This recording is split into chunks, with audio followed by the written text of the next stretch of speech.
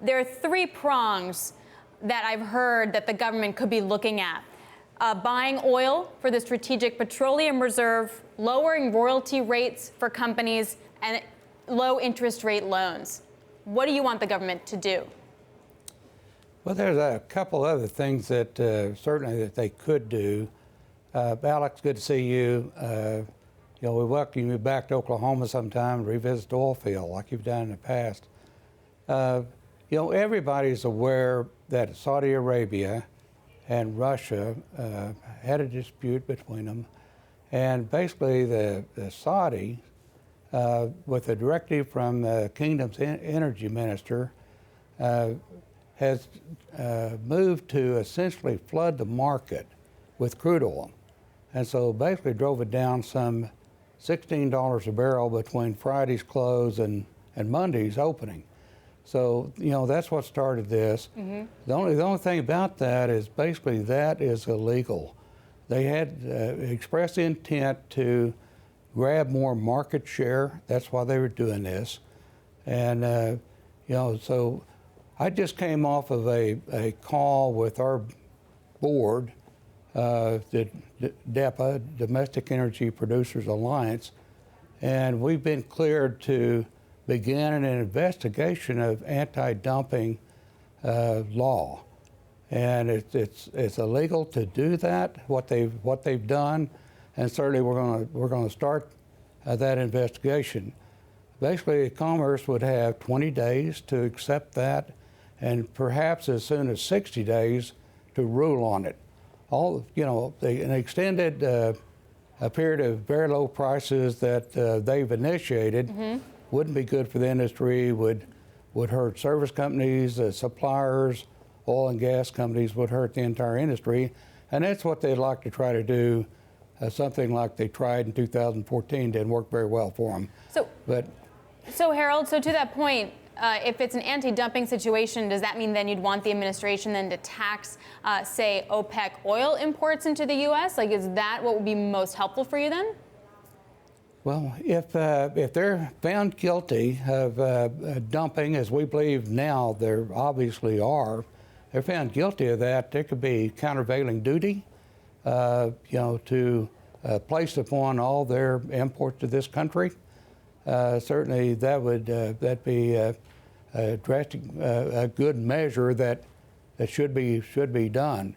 That's not the first time this has ever been initiated. Mm-hmm. It was initiated in 1998, 1999, also by our group against Venezuela that basically sought to do the same thing, take market share, from our producers. Yeah. And it didn't work out very, very good for Venezuela.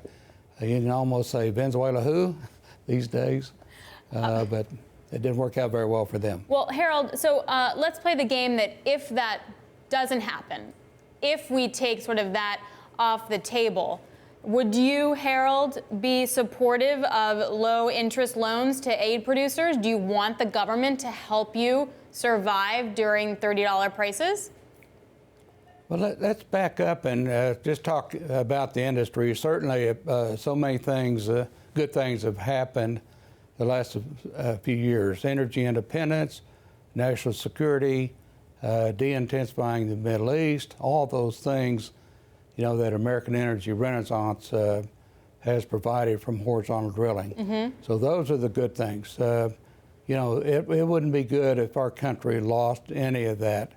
So certainly they ought to take preventive measures, and all of those things that you just mentioned went through the list. But we're not asking for a handout. We want a level playing field, and certainly don't want to be disadvantaged. These people are taking advantage of a pandemic, this coronavirus pandemic, to try to wipe us out. It just it that's seems what's going on. It seems, Harold, that what may be difficult for some to digest is that the industry just outspent its cash flow and has too much debt. And then now that oil prices are rolling over, the problem is that then one can't service the debt, especially when the equity market keeps getting hit. And then the idea is then, well, why should the government bail you out? We're not asking to be bailed out. That's not what we're doing at all. Nobody's doing that. And under normal pricing, nobody's extended too far today. Continental certainly isn't. Most companies aren't under normal conditions. These aren't normal conditions when you decide to flood the market to extend your market share. And basically, that's what's going on, and that's the legal part. So Harold, at one point you were very close with President Trump when he was moving to be elected. Have you spoken to him about this, and what's been the reaction? I have not spoken directly to the president. We've certainly reached out to the White House, but I think the best thing is for the industry to take action on its own, and that's where the industry is going, and it can quickly happen.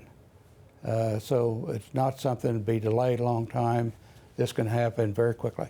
In the meantime, what is Continental doing in terms of their Capex and trying to preserve cash flow? We've told the market as we've got a budget. We just set that budget. We said that we would adapt as necessary.